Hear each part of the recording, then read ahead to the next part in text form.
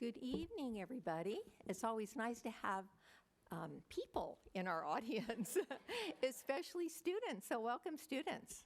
We're happy to see you. So we're going to call the meeting to order. We're going to have our flag salute being conducted by some wonderful Meadows students, Kristalina Cerrone, Isaac Bong, Eric Lim, Mateos Latnich, and Isabella Almanza. Can you please come up? And Marcus, I don't have Marcus on here. It's on here. Oh. Okay.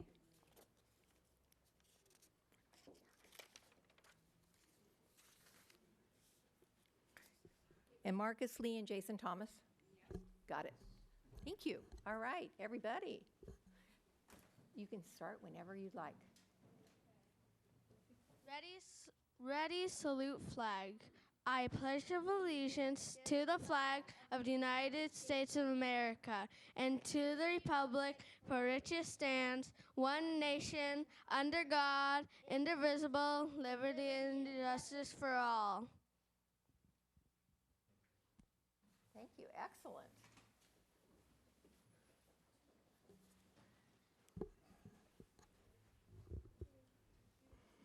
Okay, this meeting is being televised and recorded for the transcription of the minutes. This meeting will be replayed on MCTV Channel 27 on Saturday, October 5th at 11:30 a.m. and the following Monday, October 7th at 3:30 p.m. At this time, speakers wishing to address the board this evening should turn in the completed speaker card to the board secretary. Report, there was no action taken in closed session. Do I have an approval for the agenda for October 1st? So moved. Thank you. In a second? Second. All those in favor? Aye. Okay. So now the fun part, presentations. School Spotlight, Meadows Elementary School, Principal Lujan. Welcome. Hey, here we go. All right.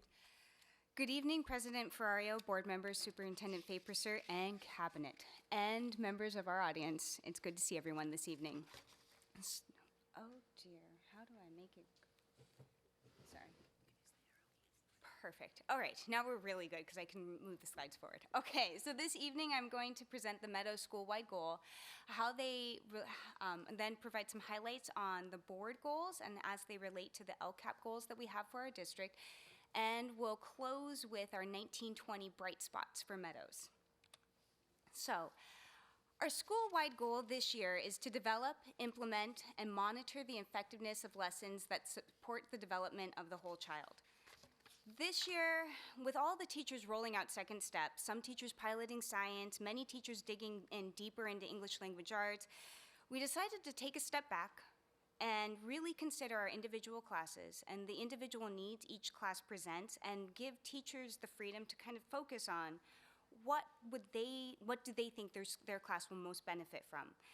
And as I'm meeting with teachers for their evaluation meetings at the beginning of the year, I love the way the team is thinking about this goal. The creativity they're demonstrating with digging into science, digging into social emotional learning, even gardening. Just the way that they're taking this goal and really running with it has me beyond excited about how I support the team this year and the things that are going to unfold at Meadows. As we look to Board Goal 1, which relates to LCAP Goal 1, develop a comprehensive academic support plan and advocate for additional support for classroom teachers. Meadows has been working on implementing multi-tiered systems of support for about 2 solid years, and we're really feeling confident as we step into our 3rd year. We're in a place where collaboration among education specialists and general education teachers is organized, data-driven, and planned. We feel confident with delivering quality first instruction and are far more confident in how we're collecting data, monitoring student progress, and determining when to layer on those additional layers of support. For example, in the areas of reading English language arts, we have a great language arts program, and we have great local assessments. If we see a kiddo who isn't responding to quality first instruction, in the past, our go-to response was, we'll refer them to the reading specialist and they can get their extra help. Now we're a lot more strategic in thinking about, okay, what are the actual student needs and how can we layer on additional supports thanks to collaboration between our education specialists, general education teachers, and thinking about strategies we can try in the classroom first and technology we can use to support that instruction. If a student still doesn't respond, then we consider things like layering on the reading specialist, because while we love our reading specialist, we don't have her all the time, and we need to really be strategic about when we use her. In the area of Board Goal 2, which relates to LCAP Goal 2, develop a comprehensive response to student needs, really zeroing in on behavioral and social emotional supports. Over the past couple of years, we've really dug into positive behavior interventions and supports.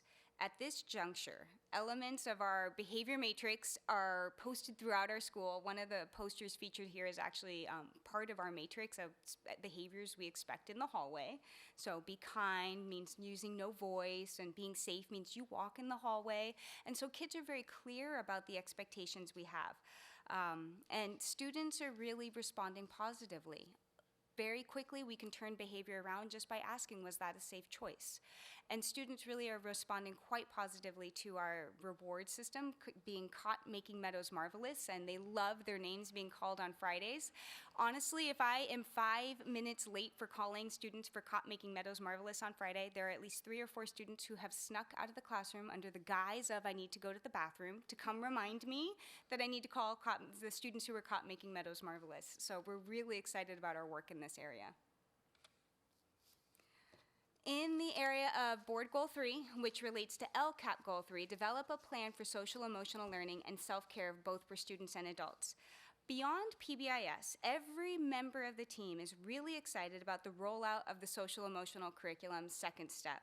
Last year, we started with having our speech and language pathologists teach social emotional lessons to our kindergarten classes, which kind of already got our team a little bit excited about the difference it was making in kindergarten. So this year, our speech and language pathologist is continuing that support in TK and kindergarten, but we're excited to be able to provide social emotional direct instruction in the classroom for all students. In addition, we're also excited that our school counselor is making the rounds to classes and teaching a few lessons to each of the classes. And as we monitor our student data needs, or our student needs with our behavior screener, as more needs surface, as if they do, then we're really looking forward to working with the counselor to get social groups going as well.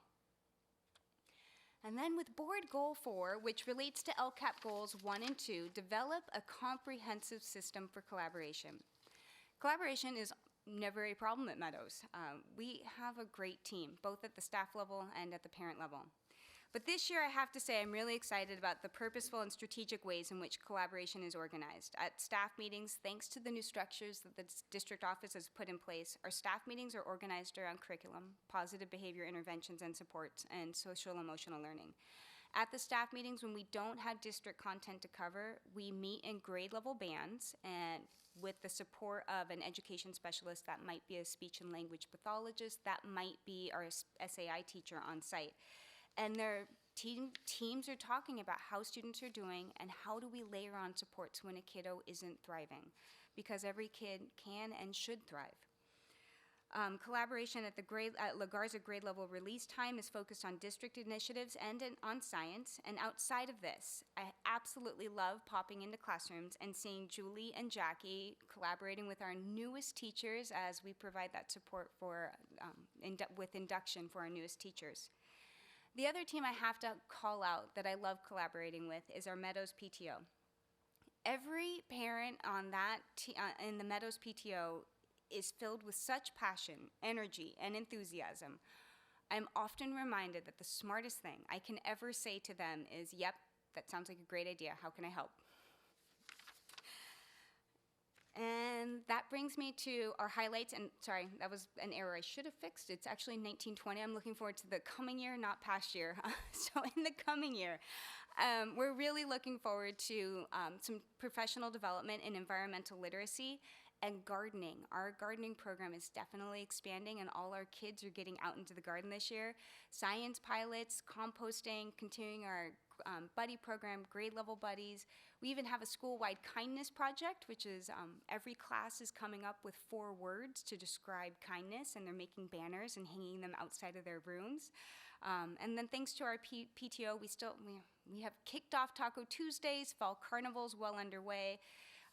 We have Crab Feed coming up in March. And just as this PowerPoint was being finalized so it could get to the board, I am pleased to announce we actually are going to be hosting just a school-focused Special Olympics, hopefully to expand, but that will be December 13th. We are really proud of hosting a county class and our 2 SAI classes. So we have actually an ability awareness assembly tomorrow, and then we will have a Special Olympics assembly in November, and we will host our event in December. In addition, I would be remiss if I did not call out that our associated student body is up and running thanks to Miss Sunita Fong and some amazing fifth grade teachers who have got that going. So we have student reps at each of our 5th grade classes who will be leading projects this year. And I think I should probably call out and recognize our amazing families and staff who are here and our students. I think most of that side of the room is thanks to our amazing school. Please stand up. Come on.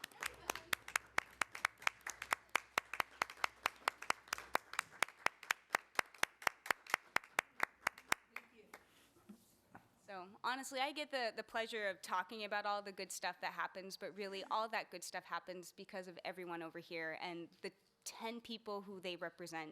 I mean, there's just hundreds of people who are it's an amazing community. So with that, I would love to open it up to questions. Okay, my colleagues. How do you have time to sleep? Do you have time to sleep? Sometimes. No, I sleep very well.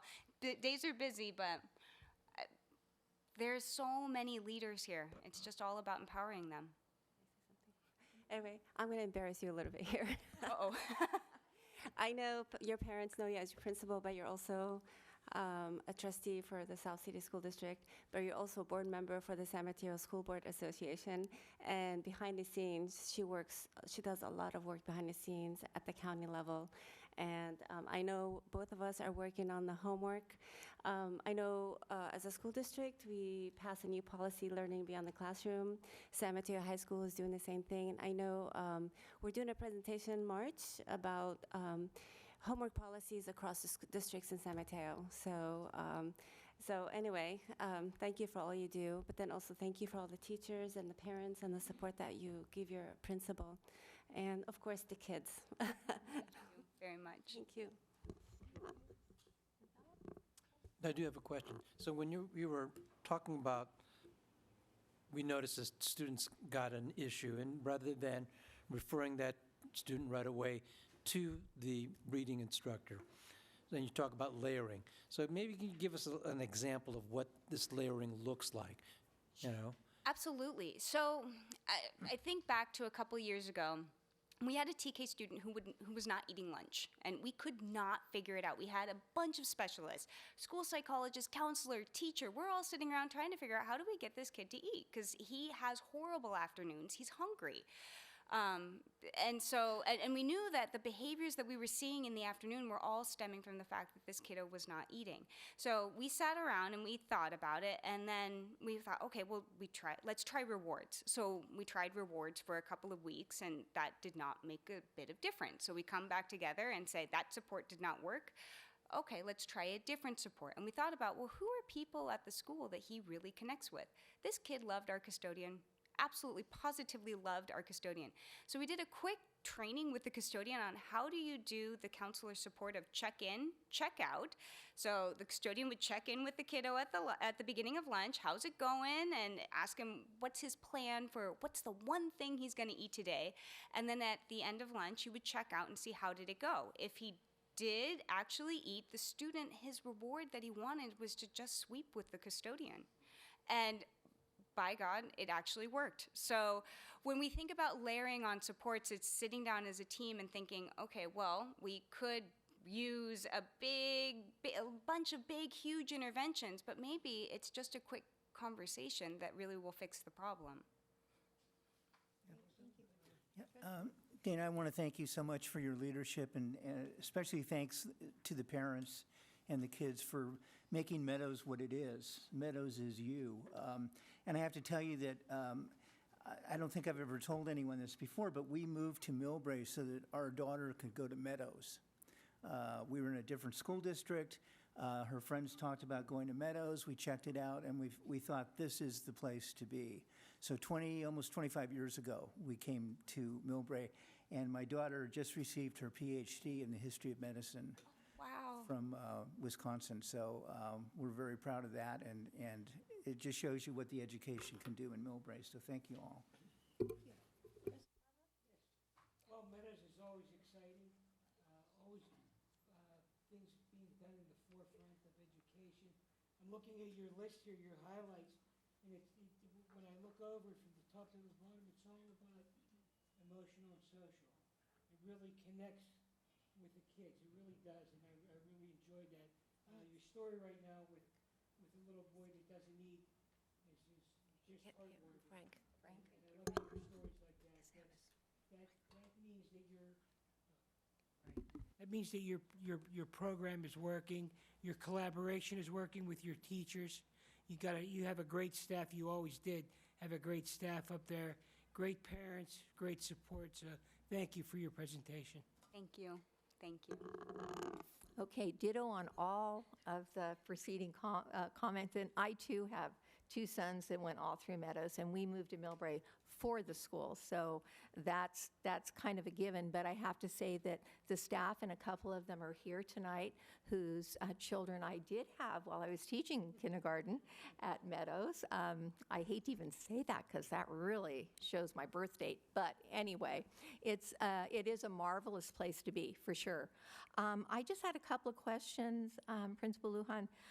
When you mentioned about the students who are serviced by your reading, and I know you have a minimum of reading support.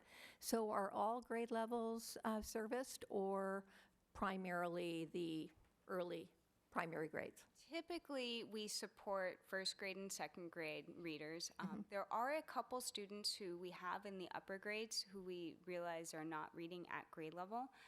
And so we do have a couple students who do meet with her.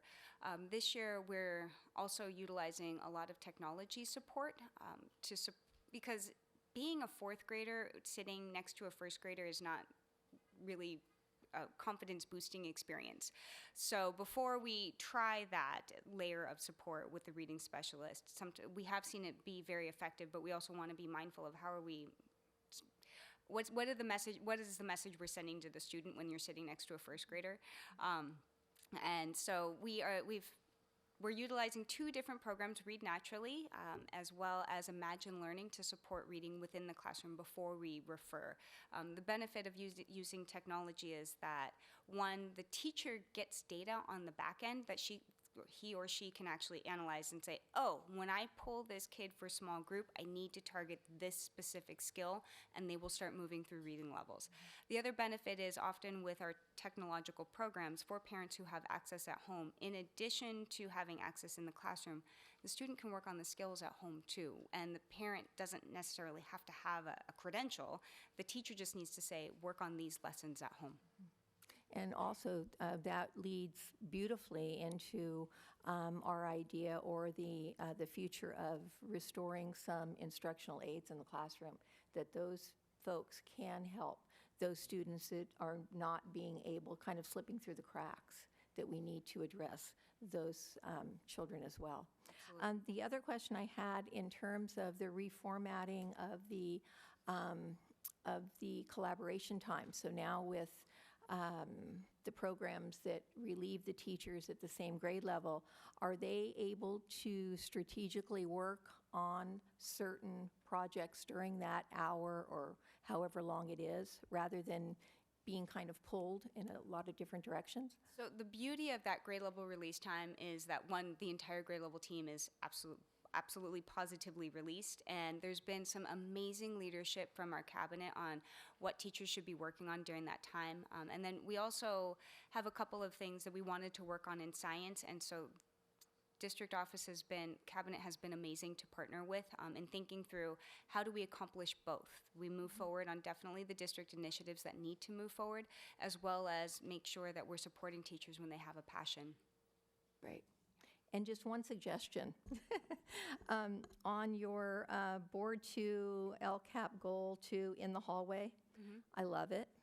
But I think some visual icons, picture icons, would be great for our younger students who might need to have the walking feet as a picture. So just Sounds throwing like that out. Excellent next school-wide project. One of our buddy projects. There you go. Thank you very, So, very much. Anyway, thank you so much, Thank you. Dana, and thank you all, the students, the staff. You're doing a fabulous job. You parents know your kids are in the best place they could possibly be. So kudos to all of you. Thank you.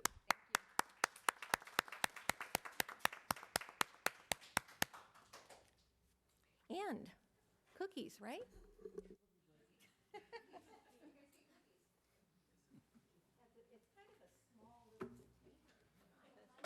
What happened to the cookies? Yeah. Then you better break them in half. No, I think there's enough kids. Yeah, I think there's enough.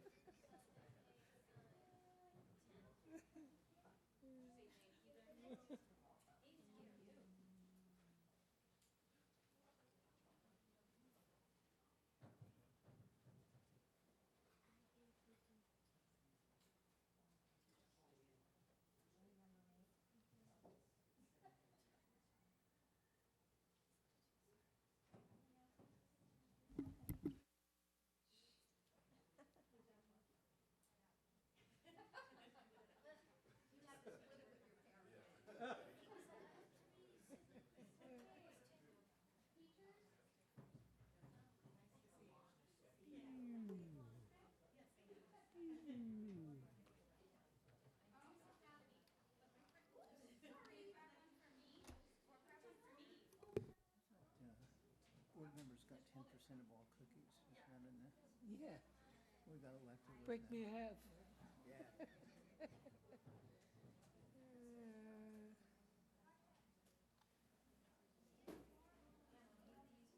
Geez, if I would've known that Dad Avalantoni was available, I would've ran out the door when it was all back.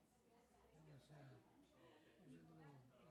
emotionally moved by the walk that we did, Oh, because I got a T-shirt walk, nice. you know, because I'm a survivor 3 times. For sure. So I walked, and somebody said to the lady, "Why's Frank Barbara walking?" He said, "Because he had cancer. What do you think he's walking?" Hi, how are you? Good, How you doing? Good, good. Good. How's everything going? Good. Good. Your kids are big now, right? Yeah. Do you really? Yeah, two. Get out. Yeah. Really? Little guy. Oh, how old is he? 2. 2 years old. Yeah. So he's tumbling around and rolling around. Yeah. Oh, nice. So sweet. Yeah, I'm waiting. Someday maybe I'll be a grandpa too. I hope. Yeah? That's real nice.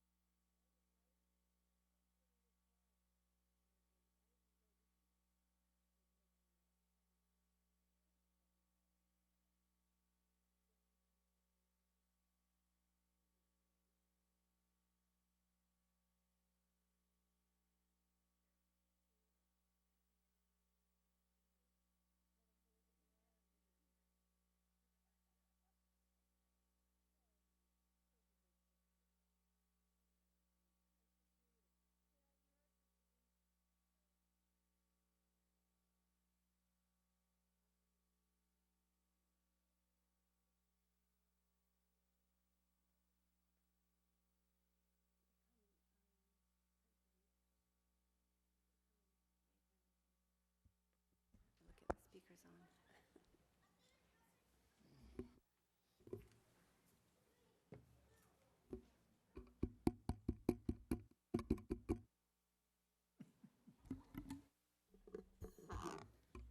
Okay, we're going to return to our program, our agenda.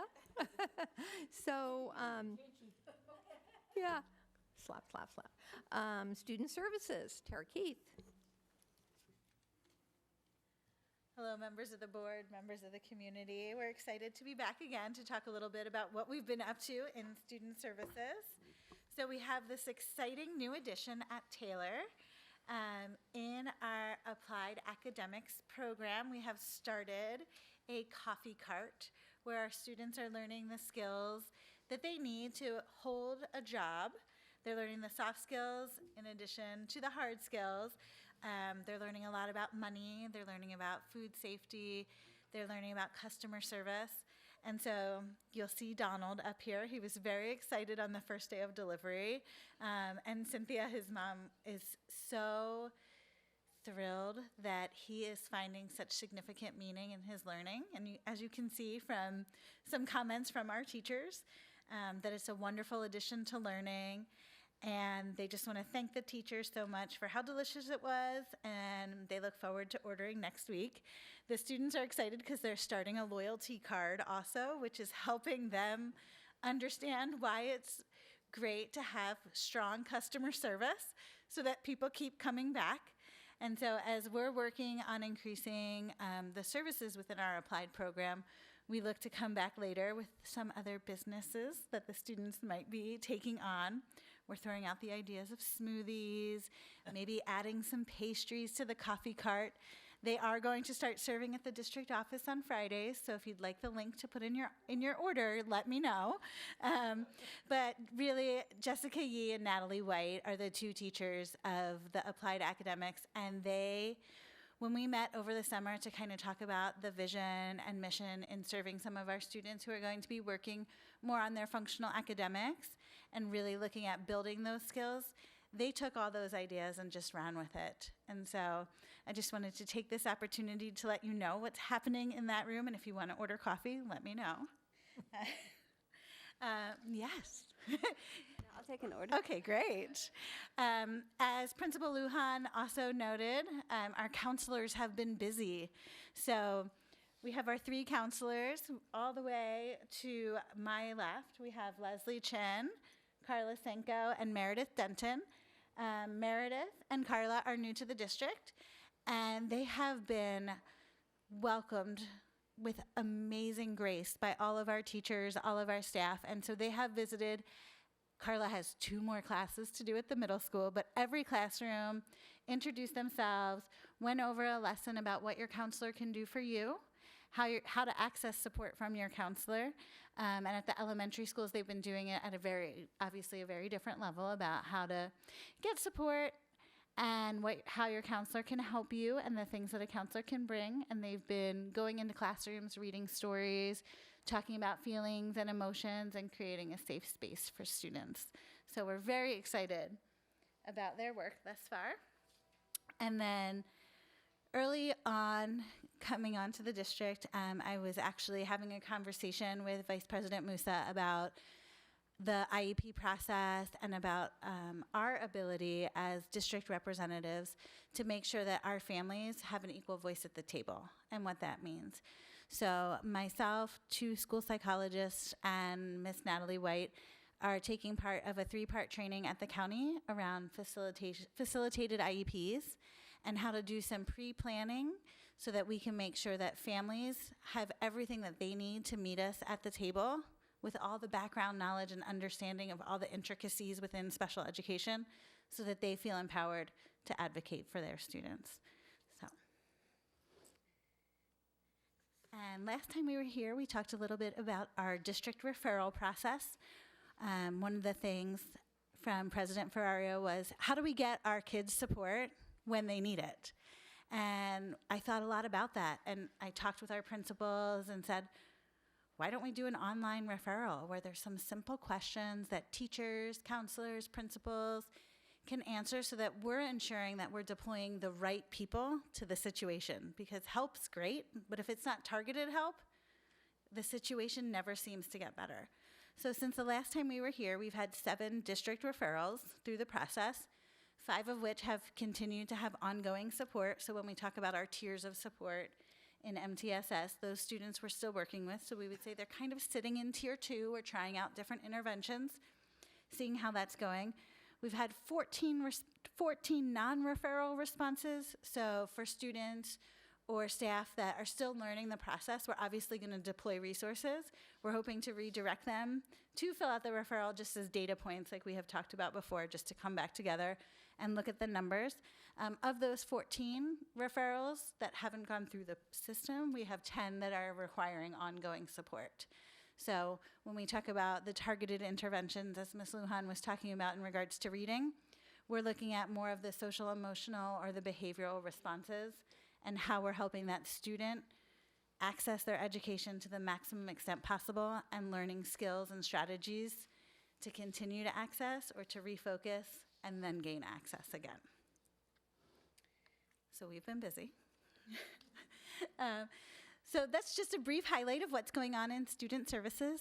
Any questions or comments?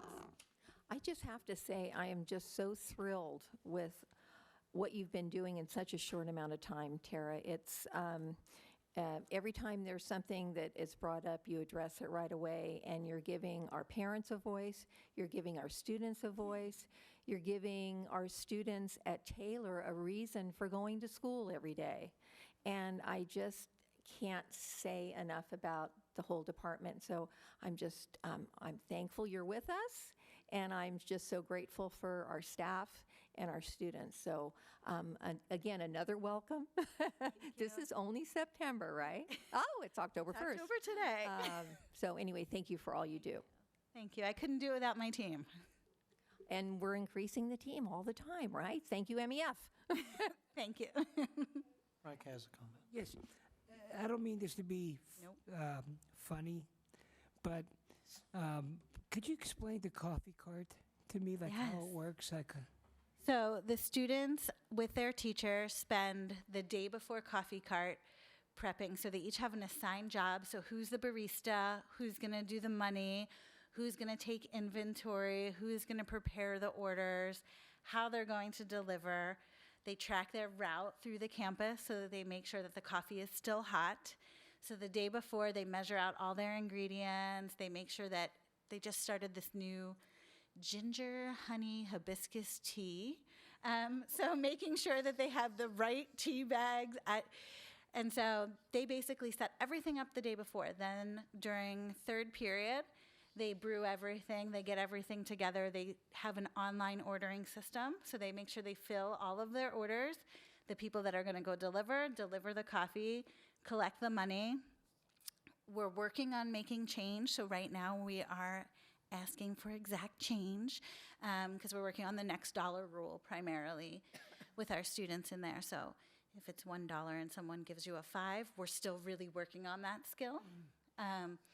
And the students are enjoying every minute of it. They're working on how to use their communication skills appropriately. So if I'm walking in to deliver your coffee to your classroom, I'm obviously not going to walk in and say, Mr. Favor, sir, to have your coffee, right? I want to walk in, not be noticed. I want to leave it nicely, collect the money, or leave a note that you have an IOU. We have little pre-made notes, because sometimes that happens. Sometimes you leave your house without your dollars.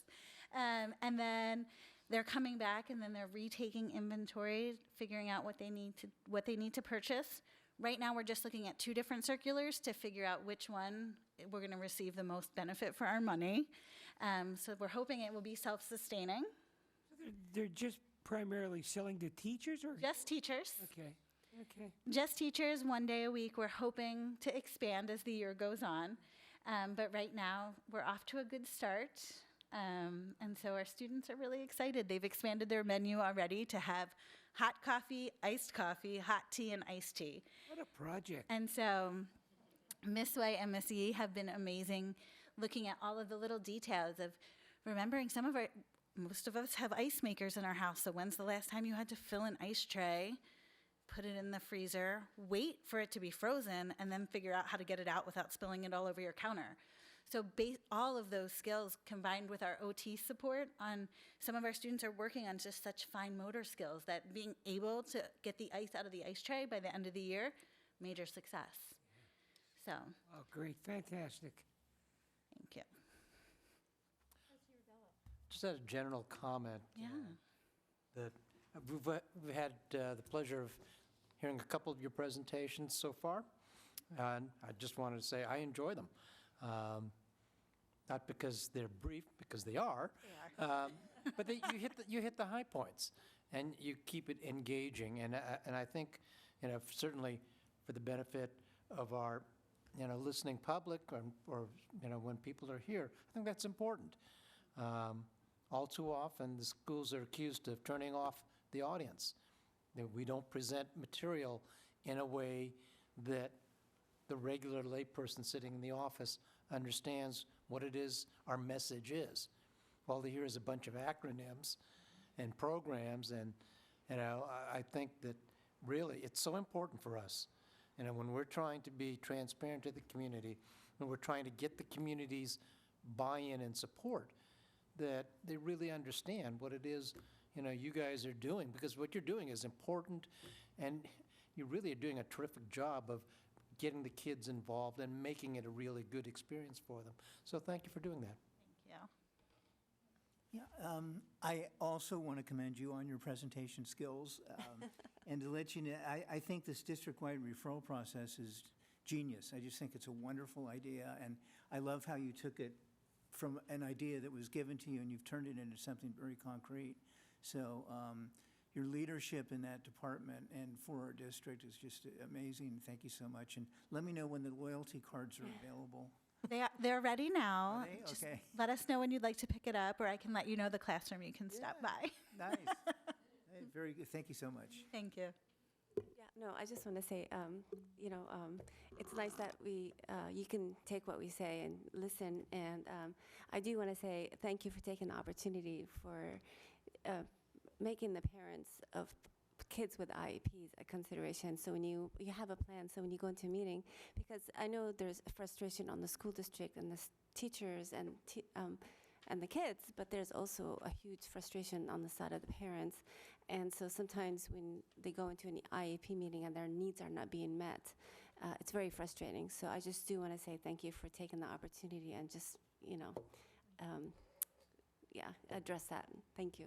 So. Thank you. And a little SEL plug for parents, that we're relieving anxiety by giving them a venue to know what questions to ask and that type of thing. So we're all about alleviating anxiety on all levels. And I just want to put a plug in for Natalie White.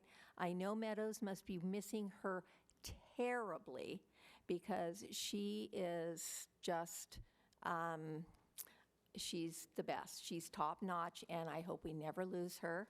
But she's an amazing teacher, leader, person. I've served on committees with her, and we need more like her. Well, not to spoil Superintendent Fapershirt's presentation, but he is going to share that Julia Fernandez, Natalie's sister, took over her classroom. So Meadows is in great hands. Great. Oh, no. I'll pretend like I didn't hear a thing. Nope. Spoiler alert. Thank you. Yeah. Okay. Assistant Superintendent, Ms. Beltrami, Educational Services.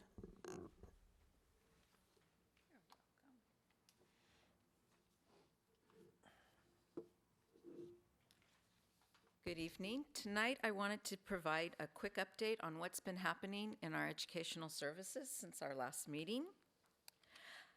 We are transitioning the way we're providing our support to our teachers and our staff. So we're going from the professional development model, which is usually one time, it happens to the teacher. They're not really following up whatever is going on, to a professional learning style. So the professional learning is more of the teacher having input on what they're receiving, and that there's ongoing support following up the whatever the event is that they're attending. So it's the ongoing coaching, and that they're more responsible for what they're learning through the professional sessions that they're attending. We've gone through a really comprehensive way of analyzing what our district needs are. So we've had many conversations with many of our teachers, our principals, our other staff members, and trying to discover what their needs are and what do we need to really focus on in order to provide them the support that they're identifying in their classrooms. So from these meetings, we have created our plan for this oncoming year. We have a lot of different things that are happening throughout the year. One example is the release time at the elementary teachers. They're being provided an elementary grade level meeting every 2 weeks, so twice a month. And so that way it's ongoing throughout the year. It's not just a one and done. It's something that they continuously are working with each other, collaborating, looking at curriculum, looking at assessments, and fine-tuning what's happening in the classroom. We have our NGS support through our pilots. So Julie DeMaio is going out and visiting teachers that are piloting the program and supporting them by doing co-teaching, demonstration lessons. They're planning together what the lesson should look like. So they're getting a lot of coaching through her. Our induction teachers, in Tara's presentation, you saw 2 of the induction teachers being coached by our staff. They meet 1 hour a week, so it's a lot of meeting with the teachers and talking with them about how are things going and having them progress through the induction. It's a 2-year program, so we support them so they get their clear credential. So there's many things that are going on this year in our plan, and it's not to try to do one and done, it's to continue that support and that learning throughout the year. The educational department, our services here in Millbrae, are providing these things throughout the year. I've touched on a couple of them. We have our coaching with the pilots. We have the history social studies going on at the Taylor Middle School, and they're also getting support from our teachers, or our TOSAs. We also have technology integration that's happening at the elementary school. It rotates 1 week for the whole week. Marianne Koliopis goes to the elementary schools and provides time with teachers to go over technology. And then she has 3 classes in the afternoon at Taylor Middle School. So we're providing that technology integration. We're also providing support to our teachers for ELD, which is English Language Development.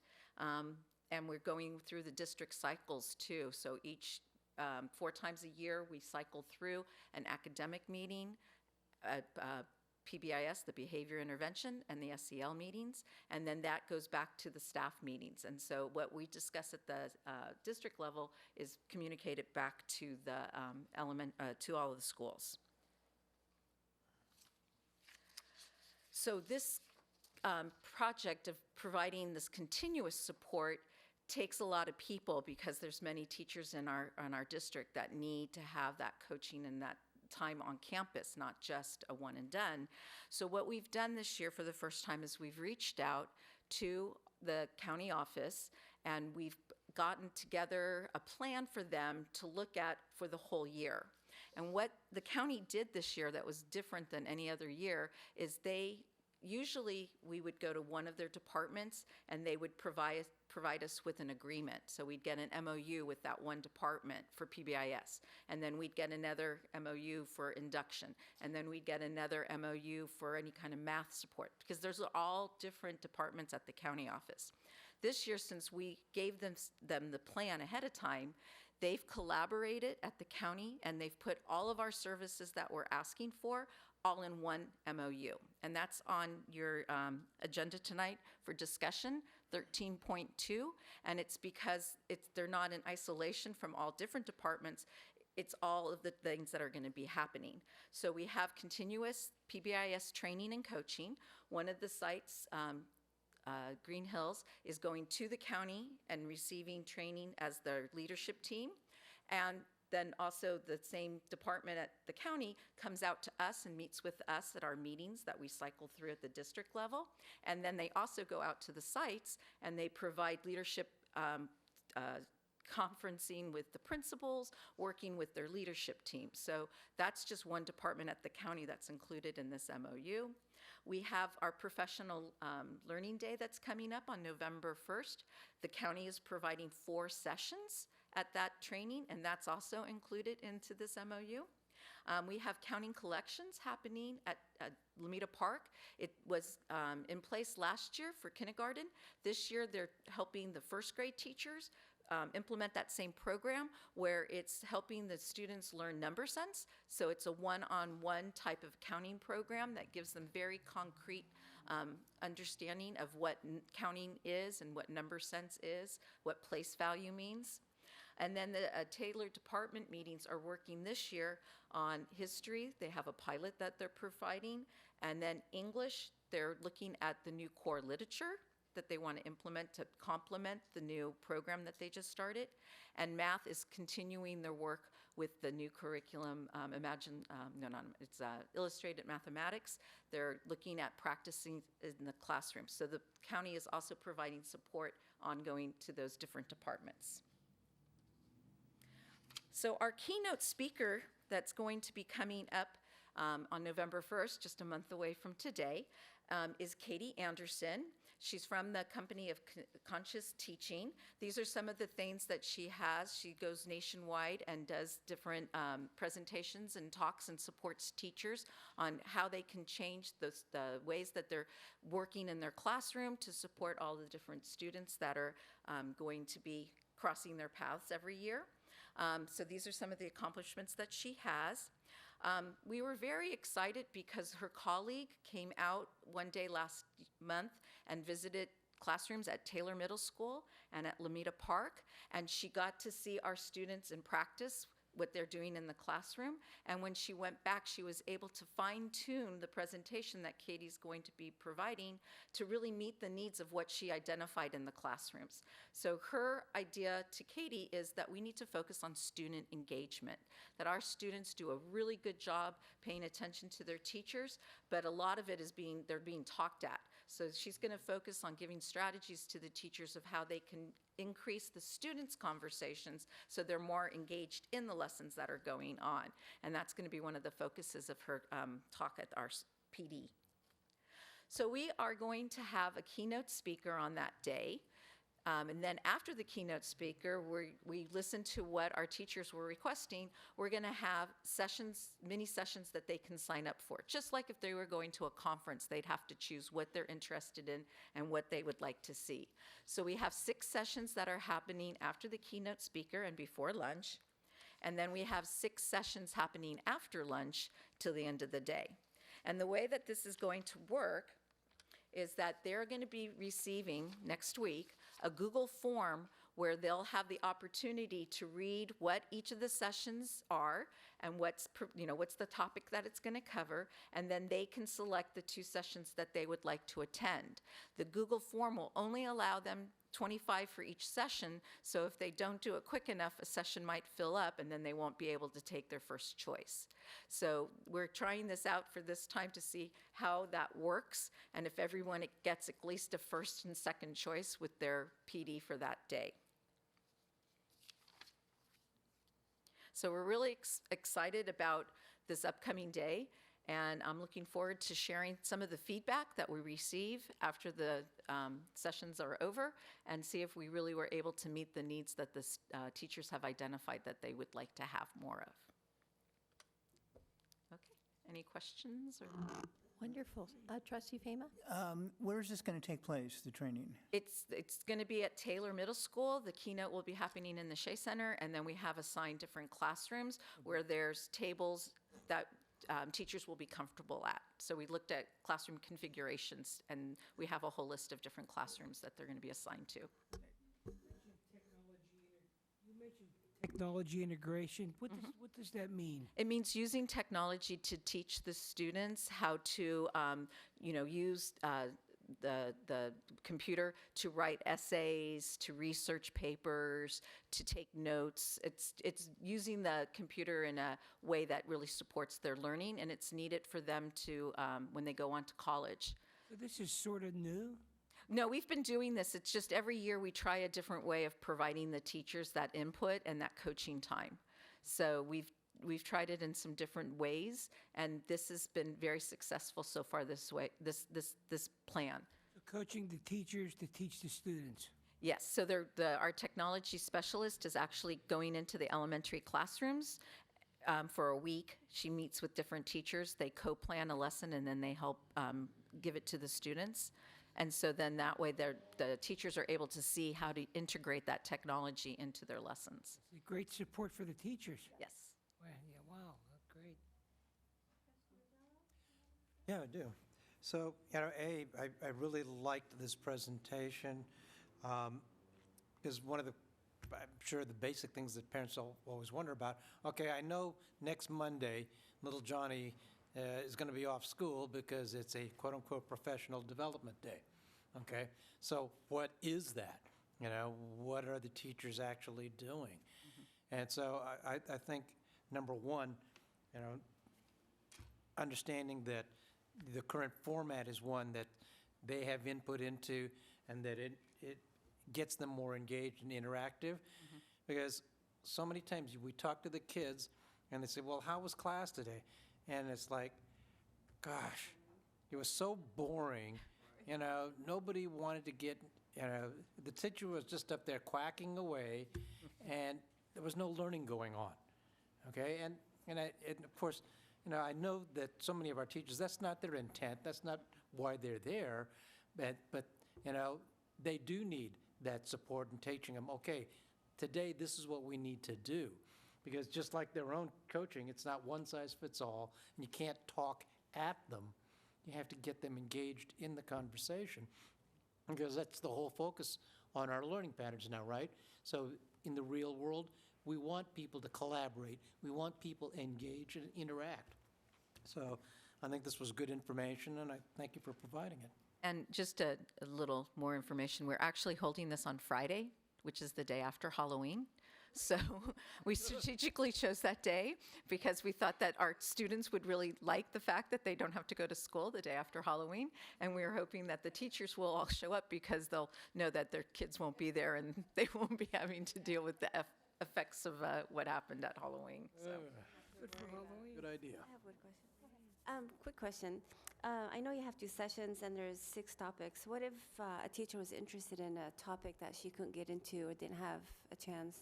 Because it's hard for me to read the different topics here, but what if is there access for a teacher to have to kind of read about? Well, the nice thing about a lot of our sessions is that the ones that are provided by the county are also offered at the county. So they will have an opportunity to see some of those other sessions if they wanted to go to the county. We were bringing some of the really good sessions from the county to our district to help them with that, but they are offered during the county throughout the year. So there might be an opportunity where they could go to the county and get the same session that they could. And then based on our form, this is our first year doing this, we'll see if we get a lot of hits to a certain topic. We'll know that that's something that teachers are more interested in, and then we can provide more sessions later. Are we open to maybe if, let's say, you have a session that you had 50 teachers that signed up, we have an opportunity to have 2 presentations? Or, I mean, I'm just saying. Well, I one doubt does anybody that's duplicate itself. So we have a couple that duplicate themselves. If they don't get in the morning, they could get in the afternoon. But we only have 2 PD days every year, so we wouldn't be able to replicate the same type of PD on the next one. The next one is going to be curriculum focused because we'll be selecting a new science pilot at the elementary school. So in April, all of the teachers will be receiving information about the new curriculum that they've selected. And then at the middle school, we'll be doing department curriculum. So we won't have the opportunity to do this type of menu until the following year. So we can look at that then in 2021. On that same question, would there be a way that we could have a link to the PowerPoint, perhaps, that the presenter is using? That's a great or idea. to the handouts? We can make that happen. Would that help, Maggie? Yeah. Oh, is that what I'm sorry, did I miss the? No, I mean, that that's a help? great idea. But I'm just saying, would teachers have an opportunity that have the PowerPoint to kind of Yes, read that's it? And that's an you know. excellent idea. Yeah. We can make sure that they get the PowerPoints. So 3 things. You're differentiating for staff, letting them pick what they think they'd like to learn more about or what they need for their own specific area. You're giving them a voice as to what they want to see, and you're giving students a voice. I have to concur with Trustee Ravello. Our students, the old expression, everything I needed to learn, I learned in kindergarten. I kind of like that because I Yes. used to teach kindergarten. Anyway, kindergartners talk a lot, and we give them opportunities to talk to each other. And I don't know why we don't allow them to talk as they go up the grades, but they're just supposed to sit and listen to all of us go da-da-da-da-da-da, right?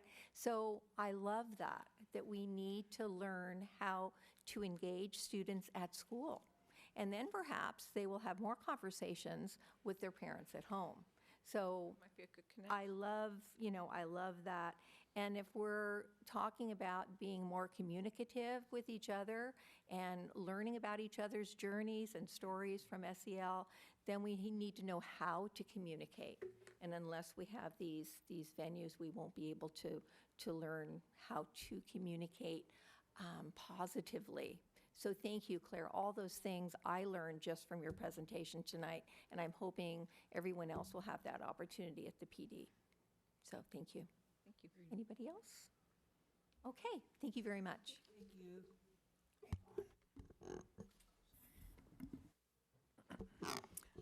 Okay, Facilities Committee meeting, need for local revenue. Superintendent? Absolutely. Good evening, trustees. There are 2 parts to this update, Facilities Committee Part A and Facilities Committee Part B. 2 trustees actually sit on Facilities Committee Part B, which is Trustee Barbaro and Trustee Musas. When I get to Facilities Part B, certainly trustees add as you seem appropriate. Facilities Committee Part A, as a reminder to the Board of Trustees, is our efforts in working with our maintenance and operations team to ensure that the day-to-day work is complete, that we help set priorities. If it's a 1, it's an emergency. If it's a 5, it's maybe slated for long-range planning. And then also, as part of a larger project, there are some deferred maintenance that we have to take a look at. When did we purchase boilers? When did we purchase refrigerators? We have to set a long-range plan for that. I want to take the opportunity to give a shout out to Mr. Raul Fagoza and Mr. Rudy Carrillo. They are the only 2 that are part of that maintenance and operations team. Sitting as the acting CBO, I have learned the details of their work. We have a system across the district. It's part of our work order system. And so bi-monthly, I meet with the two to just discuss what's the day-to-day, what the priority needs are, and if we need to complete any cup projects, which is the informal bidding process. And then on the Facilities Committee B, we know that in the spring of 2019, the board passed and approved the Master Facilities Plan for the long-range planning.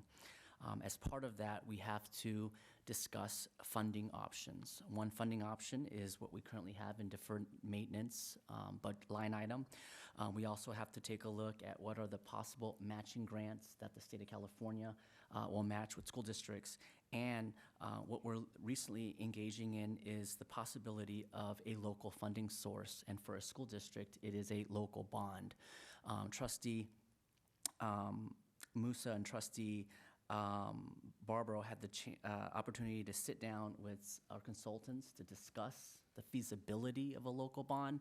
And the first step for us is to go out to the community, as we did the parcel tax, just to engage in a survey and assessment process to let us know which direction to take as it pertains to the possibility or the feasibility of a bond. Trustee Musa and Trustee Barbaro, I don't know if you want to add to that, but we recently just had a conversation just to discuss some of the questions that would be appropriate, but certainly no decisions have been made. It is just the entry point for us at this juncture. You said it all. There's really nothing to report except that we discussed our plan, the facilities, and what our needs are. And and I like the idea that we have the 1 through 5 priorities, because it gives us an idea of what we need to look into. And then, of course, the survey would help us talk to the community, ask the community what our ideas are, and we can kind of, at the end, decide what is the best for our kids. So as Trustee Musa said, we have a survey going out soon.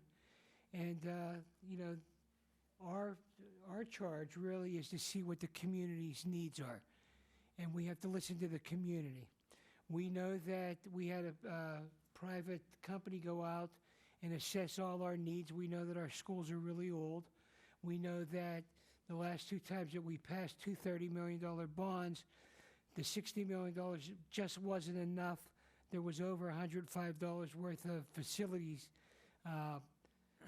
maintenance that we had to perform, and we didn't do it. We came short $45 million. So, based on that, and 10 years fast forward from the first time that we went out for a bond, we have more added needs that we need in our schools. So hopefully the Millbrae community will know how important it is to keep the Millbrae School District functional and safe for our students. So that's where we're at right now. Interested to know what the Millbrae people are thinking. Thank you, trustees. And when we learn of more information, specifically the timeline and the projection dates for the survey, we'll bring that back to the board for further updates. Any comments? I just want to make sure that our messaging is aligned when we do go out with the survey, so that people understand the importance of responding to it. And I'm sure that's part of the plan for the timeline. So as soon as that information is available to us, I'd be interested in seeing it. So. Correct. Okay, communications to the board. Speakers wishing to address the board on items on the agenda may complete speakers cards and submit them to the board secretary. Speakers addressing specific items on the agenda will have the opportunity to address the board at the time of the agenda item in the meeting. If you're addressing the board on a non-agenda item, please be aware that the provisions of the Brown Act prohibit the board from acting or discussing such matters at this meeting. Public comments are limited to 3 minutes per person per topic. And seeing no little blue slips, MEA, CSEA, MEF, members of the community, and our illustrious trustees. Who can I start with this evening? How about Trustee Fama?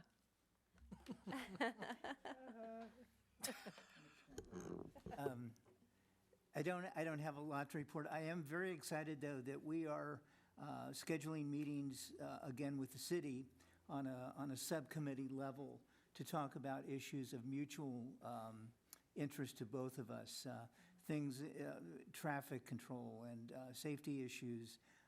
The Neighborhood Watch program is something I've heard a lot of buzz about in town. So I think it's going to be a great opportunity to continue our relationship with the city. It's been terrific, and I don't want to lose that contact point. So I'm looking forward to. I think we're scheduling something now through the city. Is that right? Okay, great. So that's about all I have. Great. Thank you. Trustee Musa? I was waiting for Frank. You thought she was going for me, huh? Just going back and forth. Well, I have a long list of things I can talk about, but I won't. I'll keep it short.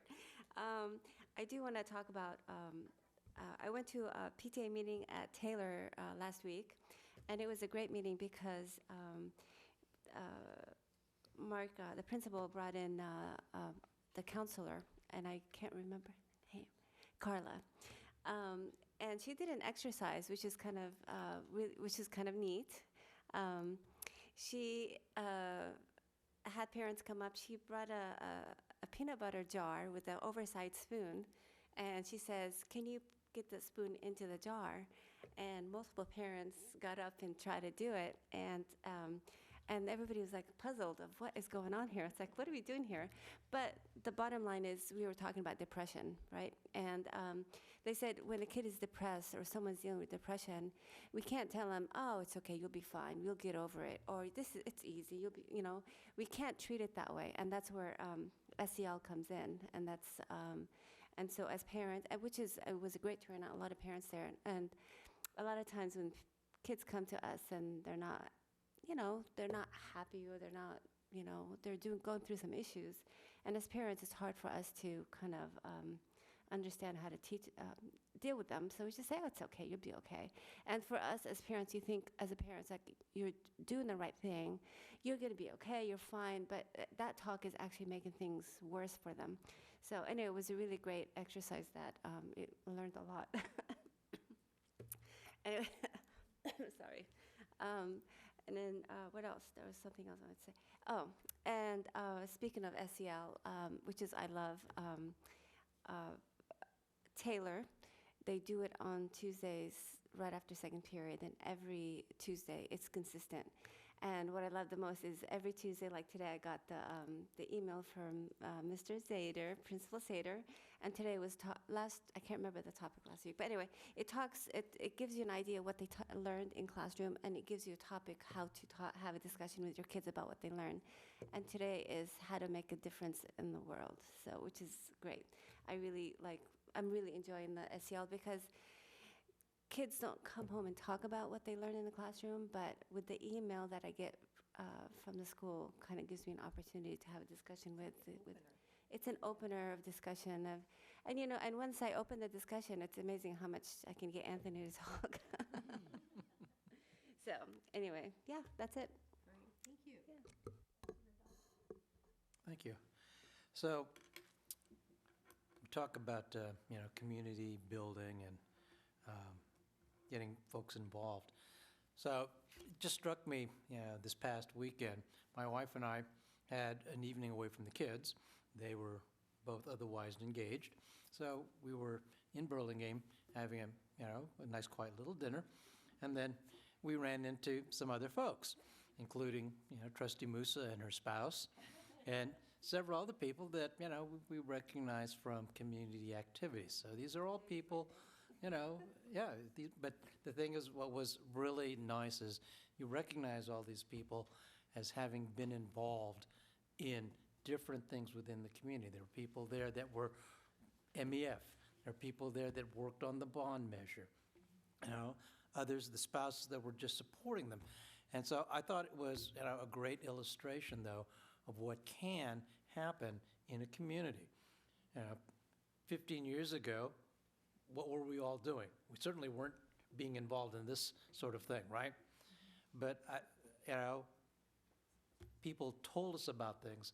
people that we knew invited, say, why don't you, come in and join us, because you'll get something out of it. It'll be fun, And so I think this is the sort of thing that, I think we're all grateful that we're seeing it, but it's like everything else, okay, sustaining it so that, new generations of incoming parents will want to go through that same growth that we were all fortunate enough to experience, okay?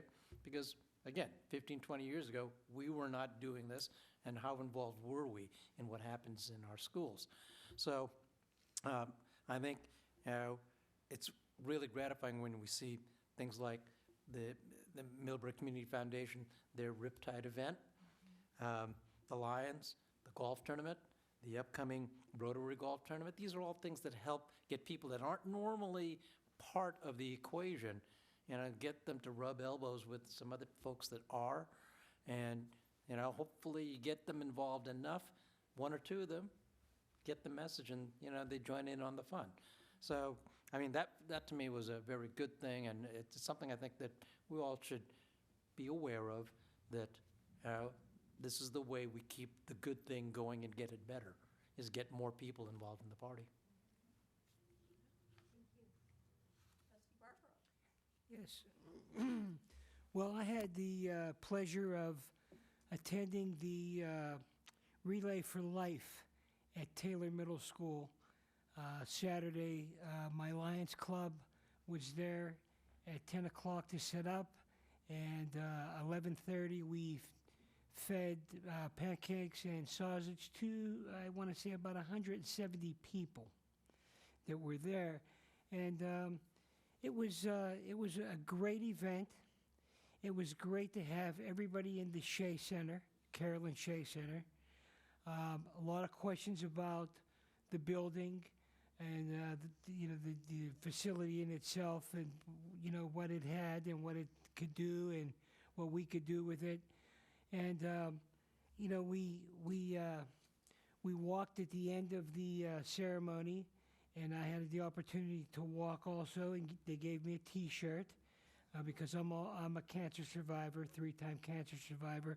So it was an emotional time for me, because I got a chance for the first time I was there, even though it was going on for 10 years. It's the first time I attended and put a shirt on like that and walked around. And I noticed a lot of people, a lot of friends and neighbors that were there also with their T-shirts on, like I was.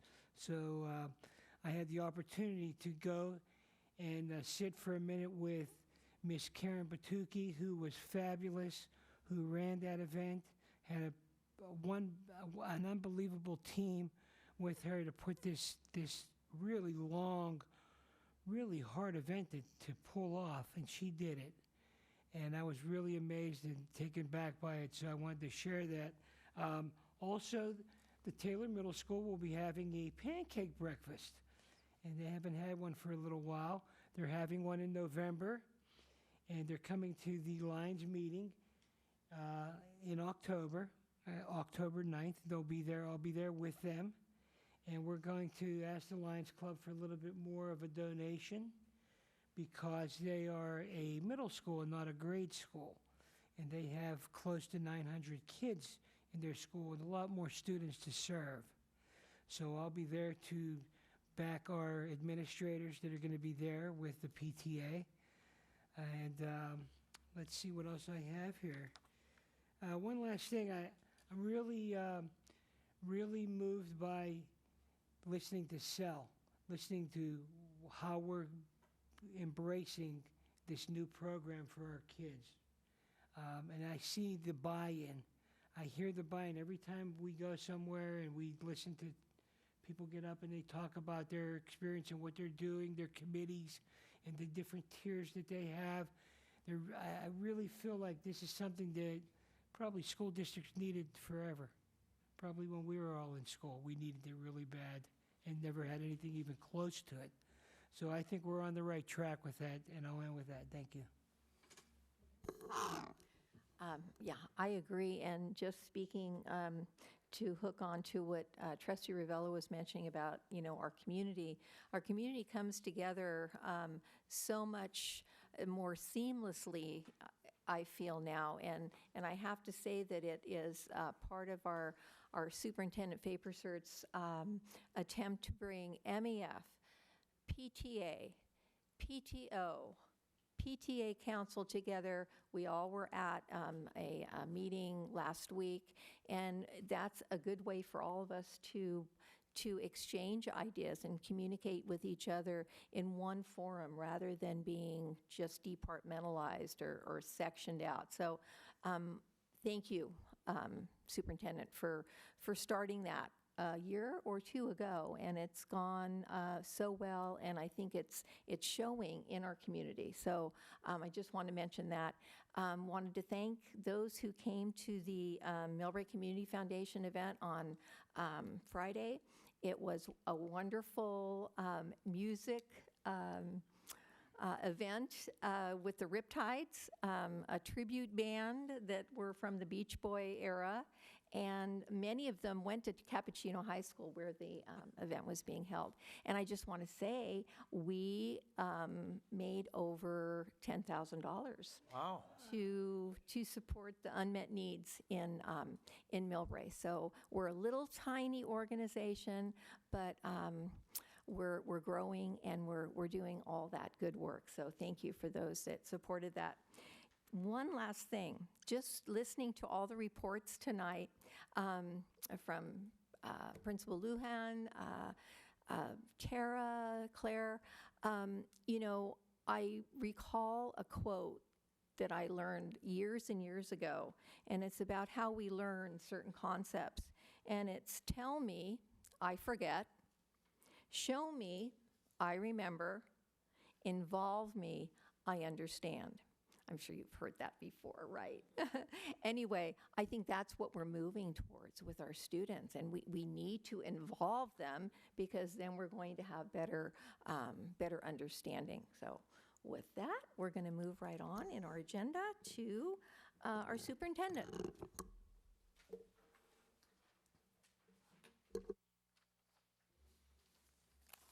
All right, good evening, trustees. Just a few updates from me tonight.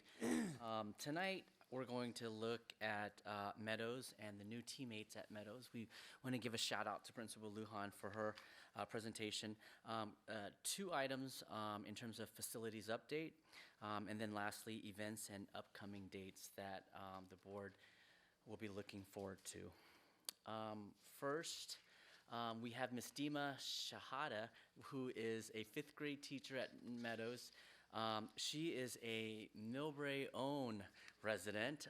She's been part of the community. She's volunteered in our schools, and she recently interned and worked with special needs students. And so we welcome Miss Dima, worked with her today. She's introducing her 5th grade students to a new book called Wonder, not to be confused with our curriculum Wonders, but she's introducing her students to a quarterlet called Wonder. This is what our Director of Student Services alluded to, Miss Julia Fernandez, who is now the primary SAI teacher who has replaced Miss Natalie White at Meadows Elementary. She's not new to the Meadows Elementary. She served as a leave of absence last year in an RSP classroom. So we welcome Miss Julia to the Meadows team. Mr. Paul Matiram, this was a bit of a far shot. However, he is serving as one of our teachers is on leave for the year. He's teaching 2nd grade. Mr. Matiram is not new to Meadows either. He served as a long-term teacher in a 5th grade classroom, and he's also served some time at Taylor Middle School. So we welcome Mr. Matiram in teaching 2nd grade at Meadows. Miss Irma Ruiz, who is a paraeducator working with Miss Rachel Reeves' classroom. I promised her I would try to cut the bottom, but it didn't work out. So Miss Irma, I will circle back with you tomorrow, but she joins us. She spent some time at San Bruno Park Elementary, and she's new to us this year, and we welcome her to the Meadows staff. Switching gears to facilities, Trustee Barbaro, this is your wheelhouse, and I know that one of the items that I wanted to follow up with was the project at Taylor Boulevard and Almanar, I believe that's how you pronounce it. Went for a visit this week, and they are almost complete with the project. They'd laid the concrete, put down the gravel and the plant life. The photo to the right of me is on the Almanar side, on the south side of Taylor Boulevard. The photo to the left is on the north side of Taylor Boulevard. When that project is complete, I was told that there will be yellow markings that will cross the street itself. Looking at this from a bird's eye view, the hope is that it narrows Taylor Boulevard as you're coming down from Taylor Middle School before you get to Ashton. I wanted to take a look at that particular spot because it created another crosswalk. Currently, we have one crosswalk individual, Miss Berta, who is amazing and just takes care of our kids, but she actually is standing at Taylor Boulevard and Ashton, and there are 4 walkways, and so she essentially either stands in the middle or directs traffic from Ashton or Taylor. And so we're going to monitor to see if there is student traffic that's been created by this new walkway, and then we'll determine if there's a need for another crossing guard. Because at this point, Ms. Berta has done a really good job in training the students to continue down Taylor Boulevard on the north side so that they don't cross. But we'll monitor, and after the project is complete, we'll determine if another crossing guard is needed. The second project that I'm working on in facilities, on our next Facilities Committee Part B with Trustee Musa and Trustee Barbaro, this will be a topic of discussion.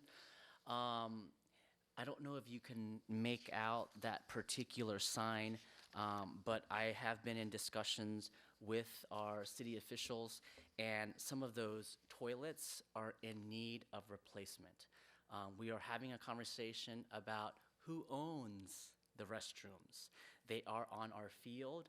They have, I checked in with their maintenance and operations team, and they shared with me that they have never serviced those restrooms in the last 20 plus years that they've been in the district. So I do plan to sit down with City Manager Mr. Williams, with some city officials, just to have a conversations about what their agreement is and what the service plan is. I'm not sure if you can see that particular sign, but I do believe it says 1986. Ms. Denise Lacroix and I were looking for some agreements back in the CBO's office. We were also looking in old board packets because there's a resolution that introduced the Taylor Field, and we just wanted to see if there were restroom and the facilities that were attached to that particular project. And so these are the conversations we're having. Because the restrooms inside, the toilets inside these restrooms are in need of replacement, and we have to determine who's in charge of that, either the city or the Millbrae School District, and we're currently in discussion. As Trustee Fama alluded to, the Millbrae School District and City Council subcommittee is, we're looking at some dates. We have some very busy trustees and very busy council members. We've been throwing some dates around, but now we've sent out another doodle poll again just to see if we can get some common dates, because we have some extremely busy folks. As Trustee Fama stated, we're looking at safety protocols. We're looking at the Neighborhood Watch program. We're also looking at partnerships with community events in terms of how we message and support each group. We're also looking at our own facilities and shared facilities, and the process of user groups, which the board will discuss tonight. Upcoming for October, it's another busy month for us. Tomorrow, It is Walk to School Day at Spring Valley. Let's see if we have no cars on Murchison Drive or South Ashton. We are entering already our elementary conferences, dismissal at 1:15 for elementary students. To note, some principal coffees this Friday, both at Spring Valley and at Taylor Middle School. This Friday is also Lamita Park's barbecue at 5:30. On Monday, October 14th, is a non-work day, which means non-student day as well. To the families and students out there, you guys did such a great job. We're letting you have that Monday off. And then we're back here on October 15th for our school board. And lastly, trustees, certainly save the date for October 18th for the Man and Woman of the Year. And the two save the date dates in November are, as Assistant Superintendent Claire Beltrame alluded to, the Professional Development Day, no students, no classes for our students on Friday, November 1st. And then in partnership, the city is hosting a Millbrae Disaster Preparedness Day on Saturday, November 16th. That's my update for tonight. Any questions or comments? Yeah, one question. When you meet with the city and you look at the bathrooms, can we clarify who, I know they take care of the fields, but around the fields, like concrete and stuff like that, who is responsible for that, or, yeah? Yes. My assumption is that would be ours because it is on our campus. Trustee Musa, what I heard you say was to inquire about the concrete that surrounds. Yeah, there's some areas where uneven and it hasn't been safe for the kids to walk on, and so parents have actually moved the garbage and put it on top of the, Got it. so it's just something to look into. Vaughn, do we have the field use agreement up at the district office? Have you guys reviewed it to see what was agreed upon? Sure. And the last time we reviewed that particular document, it was primarily about the maintenance to the fields, not necessarily the shack. Surrounding area? That was these actual building that you see behind me. And so we're trying to take a look if there's deeper language.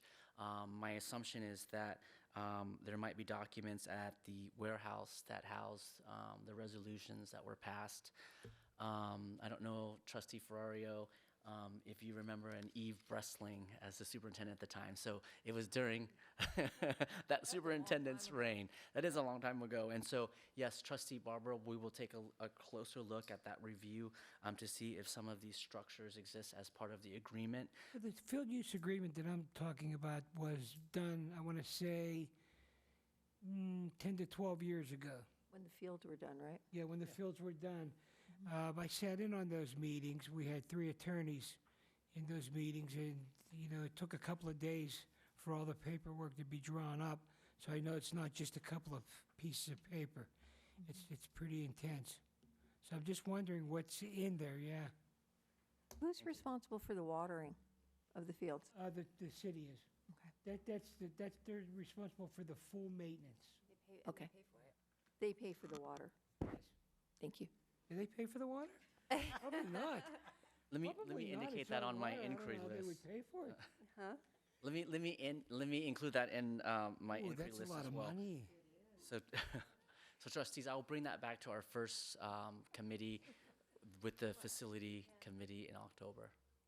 Okay, I know the city takes care of the fields except for Glen Oaks. I think the Lions take care of the field. And I know the snack shacks at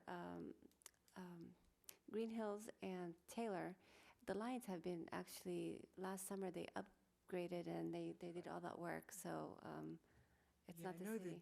I know that Mr. Champion was working with several members of the Lions Club that are in the baseball program that were talking to him about the Lions Club somehow coming in with their let's say, contractor licensed plumbers, electricians, and carpenters to repair the facilities. I think that kind of went I am got continuing. quiet about I am continuing those discussions, and to date, the Lions have refurbished the snack shack at Taylor, but there are further conversations needed before any type of those projects begin. I know that they wanted to, I know that they at least wanted to fund it, which is a good thing. I don't know about them working on it. That could be another issue. Right. That's part of our facilities committee discussion. Thank you.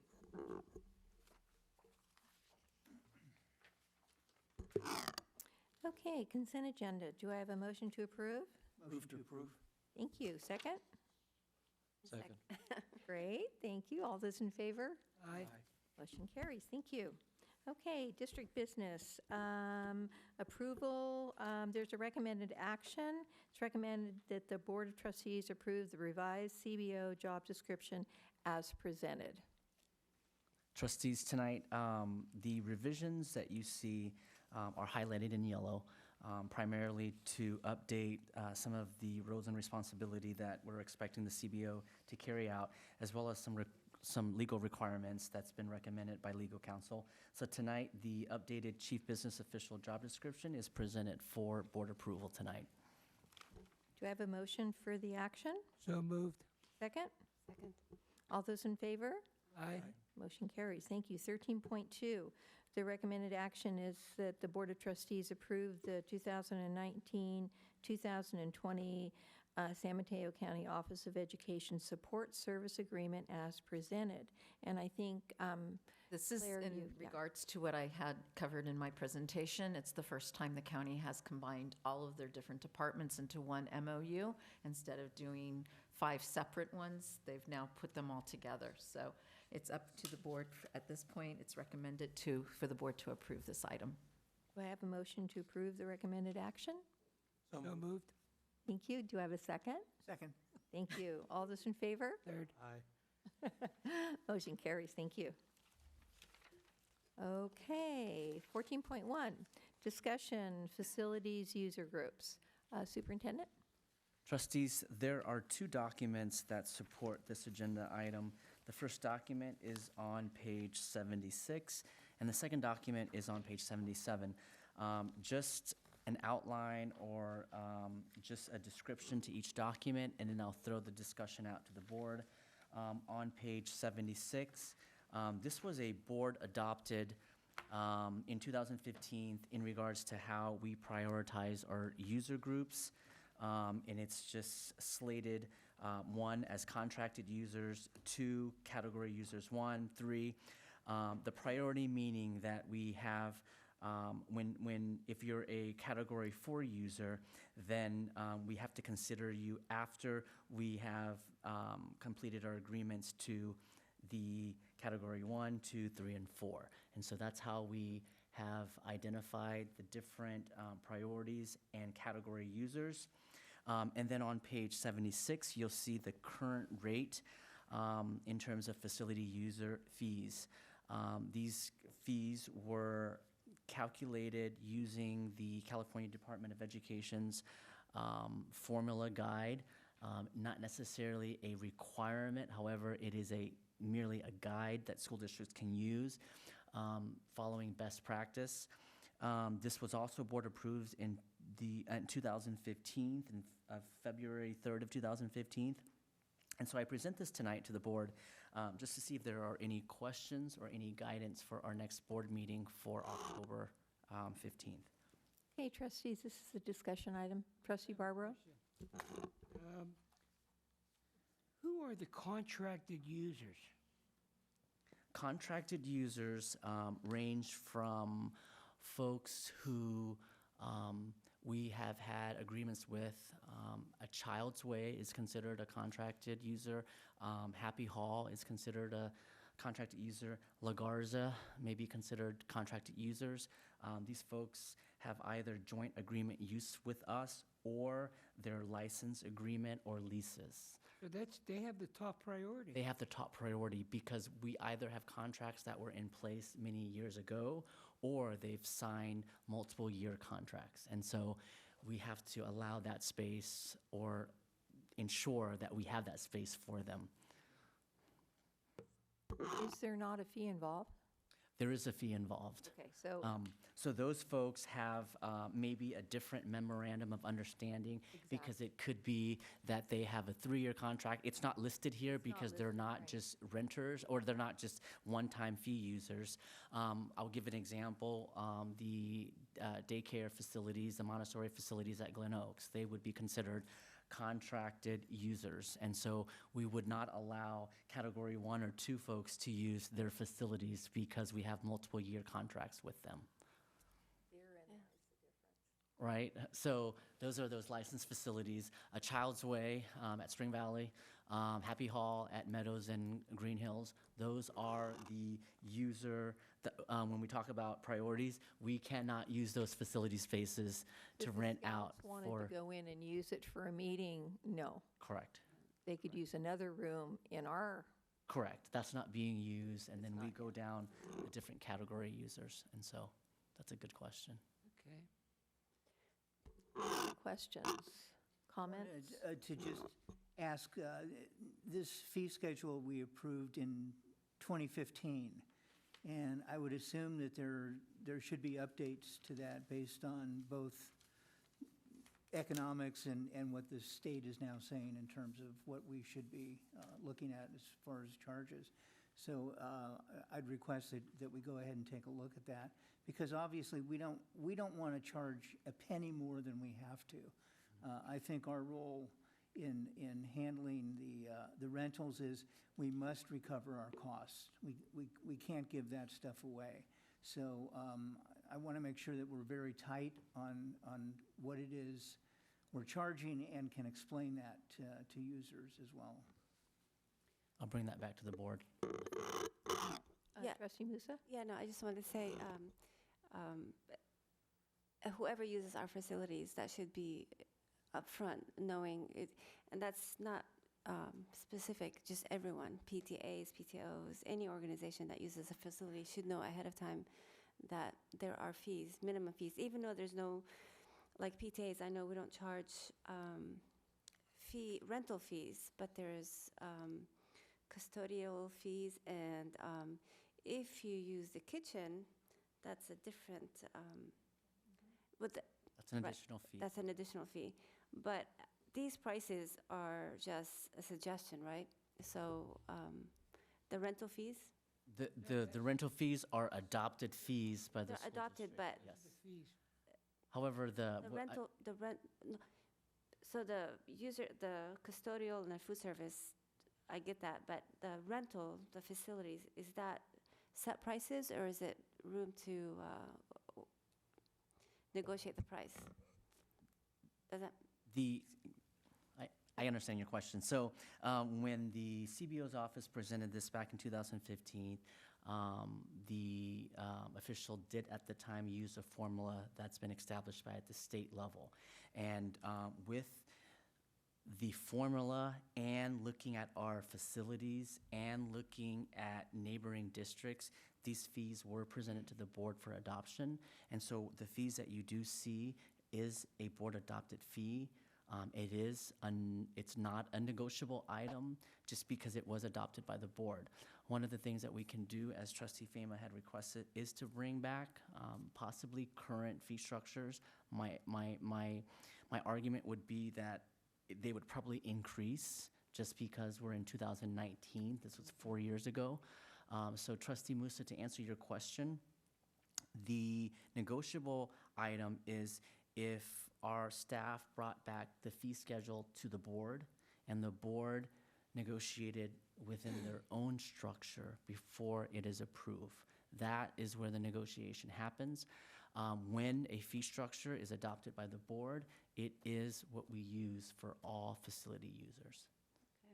So I was under the assumption when we went over this a couple of years ago in 2015, that these prices were set to not go over this amount, but we could go under it. Am I correct or wrong?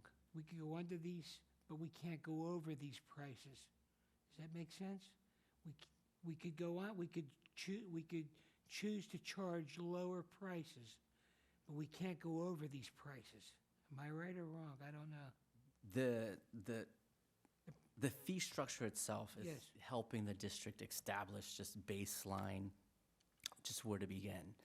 Have we engaged in conversations regarding a lesser fee schedule to include negotiations? Now, if you take a look at the priority user group for contracted users, when we develop memorandums of understanding where it's more of a comprehensive lease or comprehensive agreement, it does make sense to then negotiate, because it doesn't make sense to have the Carolyn Shea Center at $630 an hour for a month's use, because no one would use it for a month. So to go back to your question, Trustee Barbaro, yes, there are some times when we need to take a look at specific contracts and projects that may not exceed this dollar amount, when there are multiple days of use or multiple months of use. But for the, yes, but for the purpose of but for the purpose of that one night, the 2 hours,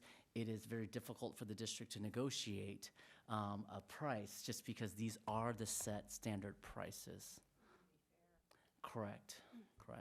So when the board adopted this years in 15, things have changed, because I've seen category 1 user, we have PTA, PTO, MEF, and then school-connected organizations. What I like to also, it's a lot going on here. What I'd like to do, I don't know if you're up for it, but maybe set up a study session and kind of look into it. Because what I like to see also is, instead of school-connected organizations, now we're in talks. It's not clear, because now we're in the works of possibly working with the city, the Lions, the Rotary, organizations that might want to rent the facility, but then that tags on alcohol. And so, but to sit here in a meeting trying to figure this out, I think it's just not, it's not going to work. So could I ask, and trustees, please chime in if you agree or don't agree, can you bring back this, this document to us for revision? And we can do that after maybe organizing a study session or an adjunct committee. Are there people that would like to work on it with you, Vaughn? What's your pleasure? I will throw that out to the board. We certainly can form a subcommittee, but if the board chooses to hold a study session for all members to be part of the discussion, I'd recommend a study session, Yeah, I would agree. so we get maximum input. One thing I would also like to see for this is some sort of an illustrative diagram, if you will. So the same scenario, but based on the different groups. This is what, in category 1, this event for this length of time would cost X. For this group, it would cost Y. This group, blah, blah, blah. So that we can see an apples to apples comparison, because that's part of what the confusion is right now. All right, are we talking about group 1, group 3, and how does that really compare? And so I think it would really help me anyway to see it illustrated, you know, Nice graph. in a side-by-side comparison with dollar figures in there, so that we at least see the relative merit one way or the other. Yeah, because I agree, Dawn, this is very difficult to, it needs to be reformatted for clarity, so. Yeah, because I think we've established that the cost remains the same, and we have to be consistent with the pricing. Where we have some room to wiggle is identifying the categories and deciding on a case-by-case basis, where does a particular group belong? I think that's more appropriate to what we're doing. Yeah. And I think, as Maggie said, if we could expand the whole idea of a work session where we could look at these issues independently, I think we can come up with a good plan. Yeah, just in regards to the cost of having an event, like let's say at the Shea Center, and having a custodian that has to be there and wanting to use the kitchen, they want to use the kitchen, so we have a kitchen person there to monitor the kitchen.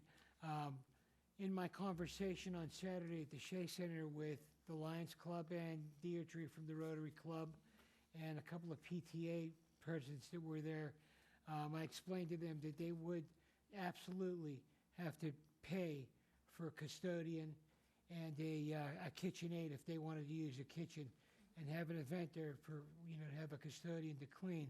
And so they were all on board, very understanding. They were all like, yes, we understand that. So that was really accepted well. So I don't think that's going to be an issue. I don't think that's going to be an issue. Well, one thing I'd like to ask of the group, in terms of the agenda of the study session, if we hold it, is do we want to include, alcohol use within our facilities as well as part of that agenda? Or do we want it as a separate conversation? I mean, it would make sense in one regard because it would certainly then be part of the cost structure, so do we want to hold that conversation at the same time, or do we feel that it should be a separate conversation? Well, to be honest with you, I don't think any of those entities are going to want to rent it without alcohol. So it would really be mute to even go forward without adding alcohol onto that conversation, because they're not going to come in for anything unless they could serve alcohol there. That's how they fundraise. I hear what you're saying, Frank, but I really think we need to get this document in order first, because I think there are other groups that may be coming in, without an alcohol situation. So we need to have that. If we wanted to entertain the discussion on the alcohol use at the same time, I'm going to confer to all of you. I think it would take longer than just an hour or so. I mean, to go over all the information, so. Because I agree. The alcohol use issue requires a separate kind of a study, and I'm still very interested to see exactly what the law says and how it operates. I think there are 2 other districts in the county that may have some component of alcohol use. So we need more information besides our own. We know our community, we know our opinions, but let's kind of see what the best practice is before we dive into that, yeah? Works for me. Okay. President Ferrario, an inquiry would be, for this particular study session, would the board desire to make it part of an agenda and the study portion of it, or a completely different meeting or additional meeting to our current board meeting structure for the year? I feel it would have to be a different meeting. It would be a working meeting to go over the document. Trustees, how do you feel about that? Yeah. Because the study session would involve public comment, yeah? It's correct. Yeah. Correct. It will be set I up. think we have to be as transparent as we can Absolutely, with all yeah. this stuff, so. Okay. President Ferrario, I'll come out with some dates, Thank you. and then we Yeah, can but I mean, circulate. we need a tight agenda. We need to, I think, talk about categories, talk about costs, talk about, the factual data, and then consider input and come up with a plan. It's obvious we need to revise this. I mean, 2015 is it's a little archaic here. So outdated. Okay, great, thank you. Possible future agenda items. Is there anything else we'd like to add? I have an item, Okay. President Ferrario. Uh-huh. So, when I first came onto the school board, we were just entering into that really dark period of financial issues for education in general. And one of the big issues that was talked about at that time was monies that we had lost as part of investment strategy. And my feeling on this is, like so many other things related to the financing of the schools and just our economy in general, it's not a matter of if, it's when. So, not to want to have that scenario come up anywhere in the near future, but that said, it's just like our disaster preparedness. Okay, so it's not just physical disasters we have to make sure we're taking into account. We have to take financial disaster into effect. And yes, reserves are part of our overall, long-term strategy, but this was something that completely took the board by surprise when it occurred. And we said, oh my gosh, what do you mean we were investing in that? And we certainly would not ever want to be in that situation. I mean, the odds are that this sitting group would probably not face that particular issue, but I certainly would not want our successors to face that without knowing what the plan was and that there was some thought put into place, as far as what is actually our policy, what actually goes on, and how are these decisions arrived at. Because we were totally in the dark, and we were working backwards, and when we had all these other questions to answer to the community, trying to answer the question on why this school district lost the kind of money that it did was not a good topic of conversation. So I think as part of our fiduciary duty going forward, that's something that we need to get an update on. Okay, how is the district's money invested? What input do we have in that process? And if we have no input, okay, that's fine. The community needs to know that, though. Okay? So that is, I think something that, frankly, it's overdue now, and we've been very blessed with the way the state's economy has been going in the recent years, but that's not going to continue on. Sooner or later, we're going to hit the next dark time, and I would hope that our district is prepared to meet it better than the last time it happened. Yeah. I'm wondering if there aren't county resources or school services that could sort of help us as a consultant to answer some of the questions that Don has. Might be worth looking into. Right. We certainly will bring that back to the board. What I heard was our own internal reserves and how we make those decisions.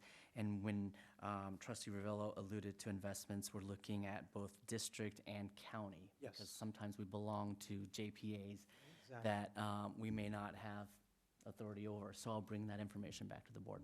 Right.